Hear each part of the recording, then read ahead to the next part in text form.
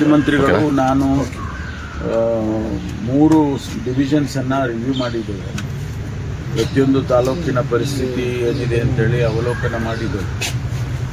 ನಾನು 4-5 ಜಿಲ್ಲೆಗಳನ್ನು ಈಗಾಗಲೇ ನಾನು ರಿವ್ಯೂ ಮಾಡಿದ್ದೇನೆ.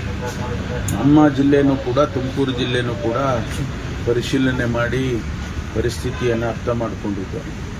ಆದರೂ ಕೆಲವು ತಾಲೂಕುಗಳು ಈಗ ಇನ್ನೂ ಗಂಭೀರ ಸ್ಥಿತಿಗೆ ತಲುಪಿದ್ದಾವೆ. ಅದು ಚಿಕ್ಕನಾಯಕನಹಳ್ಳಿ ಇರ್ಬೋದು, ಪಾವಗಡ, ಶಿರಾ, ಮಧುಗಿರಿ, ಇವೆಲ್ಲ ತಾಲೂಕುಗಳಲ್ಲಿ ಸ್ವಲ್ಪ ಇನ್ನೂ ಹೆಚ್ಚು ಮಳೆ ಆಗಲಿಲ್ಲ. ಹೆಚ್ಚು ಪರಿಸ್ಥಿತಿ ಭಾಳ ಗಂಭೀರವಾಗಿದೆ ಅಂತ ಹೇಳಿ ಅದಕ್ಕೆ ವಿಸಿಟ್ ಮಾಡಬೇಕು ಅಂತೇಳಿ ಹೊರಟಿದ್ದೇನೆ.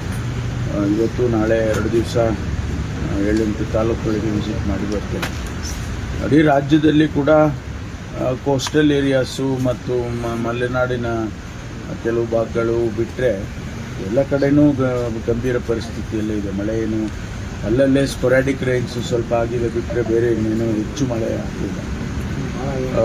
ನಮ್ಮ ರಿಸರ್ವಾಯರ್ಗಳಲ್ಲಿ ನೀರು ಬಂದಿದೆ. ಸ್ವಲ್ಪ KRSನಲ್ಲಿ, ಕಬಿನಿಯಲ್ಲಿ ಎಲ್ಲ ನೀರು ಬಂದಿರೋದು. ಅಲ್ಲಿ ಸಹ್ಯಾದ್ರಿ ಝೋನ್ನಲ್ಲಿ, ಕರ್ನಾಟಕ ಭಾಗದಲ್ಲಿ ಹೆಚ್ಚು ಮಳೆ ಆಗಿರೋ ಕಾರಣಕ್ಕಾಗಿ ಆ ಭಾಗದಲ್ಲಿ ಉತ್ತರ ಕರ್ನಾಟಕದಲ್ಲಿ ಆಲ್ಮಟ್ಟಿ ಮತ್ತು ನಾರಾಯಣಪುರ ಡ್ಯಾಮ್ಗಳು ತುಂಬಿರೋದು ಮಹಾರಾಷ್ಟ್ರದಲ್ಲಿ ಮಳೆ ಆಗಿರೋ ಕಾರಣಕ್ಕಾಗಿ ಅಲ್ಲಿ ತುಂಬಿದೆ.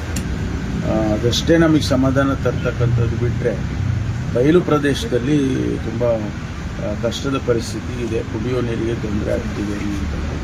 ಇದನ್ನೆಲ್ಲ ನಾವು ಪರಿಶೀಲನೆ ಮಾಡಿ ಈಗಾಗಲೇ ಅನೇಕ ಸ್ಟೆಪ್ಸ್ಗಳನ್ನು ಕೂಡ ತೊಗೊಂಡಿದ್ದೀವಿ ಮುಖ್ಯಮಂತ್ರಿಗಳು, ನಾನು. ಅದನ್ನು ಈಗ ಸದನದಲ್ಲೂ ಕೂಡ ಬಹುಶಃ ಅದರ ಬಗ್ಗೆ ಚರ್ಚೆ ಆಗುತ್ತೆ ಅಂತ ಅಂದ್ಕೊಳ್ತೇನೆ. ಸರ್, ಇವಾಗ ಖಾತೆ ಹಂಚಿಕೆ ಬಗ್ಗೆ ಇನ್ನೂ ಗೊಂದಲ ಮುಂದುವರೆದಿದೆ. ಇವತ್ತು CM ಅವರು ಪೋರ್ಟ್ಫೋಲಿಯೋ ಕೂಡ ಇನ್ನೂ ಶೇರ್ ಮಾಡಿಲ್ಲ. ಇನ್ನೂ ಸೆಷನ್ಗೆ ಇನ್ನೊಂದು 4-4 ದಿನ ಉಳಿದಿದೆ.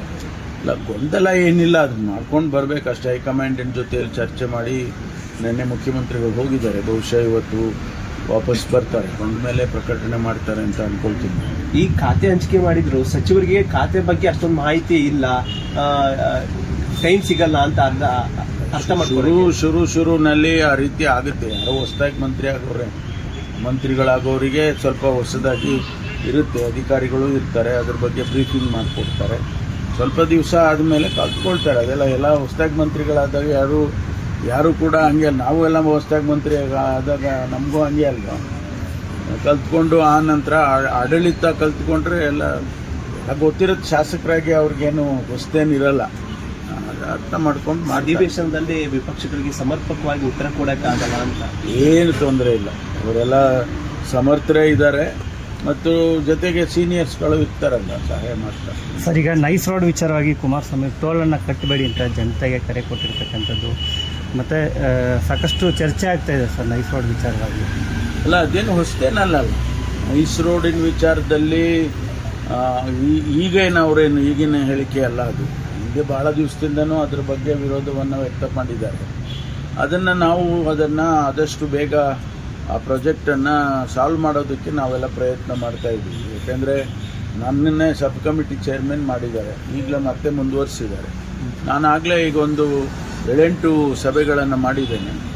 ಅಲ್ಲಿ 3 ಭಾಗವನ್ನು ನಾವು ಮಾಡ್ಕೊಂಡಿದ್ದೀವಿ. ಒಂದು ಬಿಡದಿವರೆಗೆ ಏನು ಎ ಅಂತ ಮಾಡ್ಕೊಂಡಿದ್ದೀವಿ. ಬಿ ಮುಂದಕ್ಕೆ, ಸಿ ಹತ್ತತ್ರ ಮೈಸೂರಿಗೆ ಹೋಗ್ಬೋದು ಅಂತ ಈ ರೀತಿ ಯಾವುದು ಕ್ಯಾಟಗರೈಸೇಷನ್ ಮಾಡಿ ಅಲ್ಲಿ ಏನೇನು ಸಮಸ್ಯೆಗಳು ಬಂದಿದೆ, ರೈತರಿಗೆ ಸೈಟ್ಗಳು ಕೊಡಬೇಕು, ಆಮೇಲಿಂದ ಏನೆಲ್ಲ ನಮ್ಮ ಜಮೀನು ಎಷ್ಟರ ಮಟ್ಟಿಗೆ ಉಪಯೋಗ ಆಗಿದೆ, ಎಷ್ಟನ್ನು ವಾಪಸ್ ತಗೊಳ್ಬೇಕು, ಇದೆಲ್ಲ ನಾವು ಚರ್ಚೆ ಮಾಡಿದ್ದೀವಿ. ಇದೆಲ್ಲ ಮಾಡ್ತೇವೆ. ಮುಂದಿನ ದಿನದಲ್ಲಿ ಅದನ್ನು ಸಾಲ್ವ್ ಮಾಡೋದಕ್ಕೆ 2 ಆಪ್ಷನ್. ಒಂದು, ಇಲ್ಲ ನೀವು ಡ್ರಾಪ್ ಮಾಡಬೇಕು. ಇಷ್ಟು ವರ್ಷ ಆಗಿ ಈಗ ಡ್ರಾಪ್ ಮಾಡೋದ್ರಲ್ಲಿ ಯಾವ ಪುರುಷಾರ್ಥಕ್ಕೆ ಡ್ರಾಪ್ ಮಾಡಬೇಕು, ಅದೊಂದು ಗೊಂದಲ ಆಗೋದಿಲ್ವ. ಅದನ್ನು ಮುಗಿಸೋದ್ರಲ್ಲಿ ಕಾನೂನು ಚೌಕಟ್ಟಿನಲ್ಲಿ ಏನು ಮಾಡಬೇಕು, ನಾವು ಹಿಂದೆ ಅಗ್ರಿಮೆಂಟ್ ಏನಾಗಿದೆ ಆ ಅಗ್ರಿಮೆಂಟಿನ ಚೌಕಟ್ಟಿನಲ್ಲಿ ಕೆಲಸ ಮಾಡಬೇಕಾಗ್ತದೆ. ಅದನ್ನು ನಾವು ಪರಿಶೀಲನೆ ಮಾಡ್ತೀವಿ. ಖಾಸಗಿ ಡೆವಲಪರ್ಸ್ಗೂ ಜಮೀನು ಕೊಟ್ಟಿದ್ದಾರೆ ಅಂತಕ್ಕಂಥ ಆರೋಪವನ್ನು ಅದು ಒಂದು ಭಾಗ. ನಮಗೆ ಪ್ರಾಜೆಕ್ಟ್ ಕಂಪ್ಲೀಟ್ ಆಗೋದು ಒಂದು ಭಾಗ. ನಾವು 23,000 ಎಕರೆ ಭೂಮಿ ಕೊಡಬೇಕು ಅಂತೇಳಿ ಅದರಲ್ಲಿ ಏನು ಉಪಯೋಗ ಆಗಿದೆ, ದುರುಪಯೋಗ ಆಗಿದೆ, ಅದೆಲ್ಲ ಬೇರೆ ಎಕ್ಸಾಮಿನ್ ಮಾಡ್ತಾರೆ. ಆದರೆ ನಮಗೆ ಪ್ರಾಜೆಕ್ಟನ್ನು ಕಂಪ್ಲೀಟ್ ಮಾಡಬೇಕಷ್ಟೇ. ಸರ್, ಈಗ ಬಿಡದಿ ವಿಚಾರಕ್ಕೆ JDS ಮತ್ತು BJP ಪಾದಯಾತ್ರೆ ಮಾಡ್ತಾ ಇದೆ. ಇವತ್ತು 2ನೇ ದಿನಕ್ಕೆ ಕಾಲಿಟ್ಟಿದೆ ಸರ್. ಪ್ರತಿಭಟನೆ ಮಾಡೋದಕ್ಕೆ ಅವ್ರಿಗೆ ಹಕ್ಕಿದೆ, ಮಾಡಲಿ. ಮುಖ್ಯಮಂತ್ರಿಗಳು ಕೂಡ ಈಗಾಗಲೇ ಹೇಳಿದ್ದಾರೆ, ಇದನ್ನು ನಾವು ಒಂದು ಆರ್ಟಿಫಿಷಿಯಲ್ ಇಂಟೆಲಿಜೆನ್ಸ್ಗೆ ಒಂದು ದೊಡ್ಡ ಸೆಂಟರ್ನೇ ಮಾಡಬೇಕು ಅಲ್ಲಿ ಇಂಥ ಪ್ರಸ್ತಾವನೆಯನ್ನು ಇದೆ ಅಂತ ಹೇಳಿ ಮುಖ್ಯಮಂತ್ರಿಗಳು ಪ್ರಕಟಣೆ ಮಾಡಿದ್ದಾರೆ. ಒಳ್ಳೆಯ ದೃಷ್ಟಿಯಿಂದ ನೋಡಿದರೆ ಒಳ್ಳೆಯದು. ಸರ್, ಕೇಂದ್ರ ಸಚಿವರು ಸೋಮಣ್ಣ ಅವರು 2ನೇ ಏರ್ಪೋರ್ಟ್ ತುಮಕೂರು ಭಾಗದಲ್ಲೇ ಮಾಡಬೇಕು ಅಂತ ಪತ್ರ ಬರೆದಿದ್ದಾರೆ ಕೇಂದ್ರ ಸಚಿವರಿಗೆ. ನಾವು ಮೊದಲಿಂದನೂ ಹೇಳ್ತಾ ಇದ್ದೀವಲ್ಲ, ನಾವು ಒಂದು ಟೆಕ್ನಿಕಲ್, ಎರಡನೇದು ಅದರ ಉಪಯೋಗ ಎಷ್ಟರ ಮಟ್ಟಿಗೆ ಆಗುತ್ತೆ. ನೀವೆಲ್ಲೋ ಹೋಗಿ ತೊಗೊಂಡೋಗಿ ಒಂದು ಸ್ಟೇಟ್ ಬಾರ್ಡರ್ನಲ್ಲಿ ಮಾಡಿದರೆ ಅದು ಎಷ್ಟರ ಮಟ್ಟಿಗೆ ಉಪಯೋಗ ಆಗುತ್ತೆ ಅನ್ನೋದು ಪ್ರಶ್ನೆ. ನಾವು ಮೊದಲಿಂದನೂ ತುಮಕೂರಿಗಾಗಿದ್ರೆ 20 ಜಿಲ್ಲೆಗಳು ಪಾಸ್ ಆಗ್ತವೆ. ತುಮಕೂರಿಗೆ ಮಧ್ಯ ಕರ್ನಾಟಕ 20 ಜಿಲ್ಲೆಗಳಿಗೆ ಅನುಕೂಲ ಆಗುತ್ತೆ. ಆಮೇಲೆ ಇಂಟರ್ನ್ಯಾಷನಲ್ ಏರ್ಪೋರ್ಟಿಗೆ ಈಗಿರುವ ಕೆಂಪೇಗೌಡ ಇಂಟರ್ನ್ಯಾಷನಲ್ ಏರ್ಪೋರ್ಟಿಗೆ ಕನೆಕ್ಟಿವಿಟಿ ಮಾಡೋದಕ್ಕೆ ಸುಲಭ ಆಗುತ್ತೆ ಅಂತ ಹೇಳಿ ನಾವು ಹೇಳಿದ್ವಿ.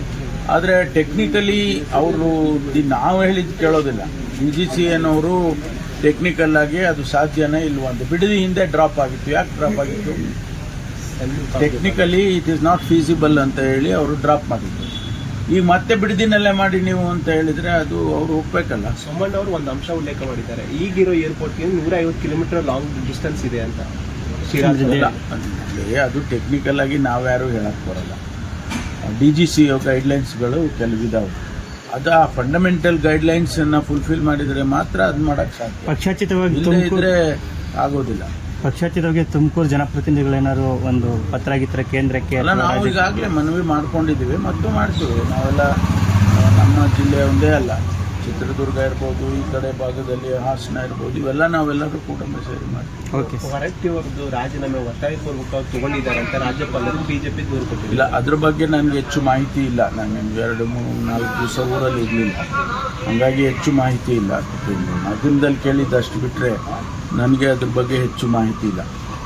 Thank you sir.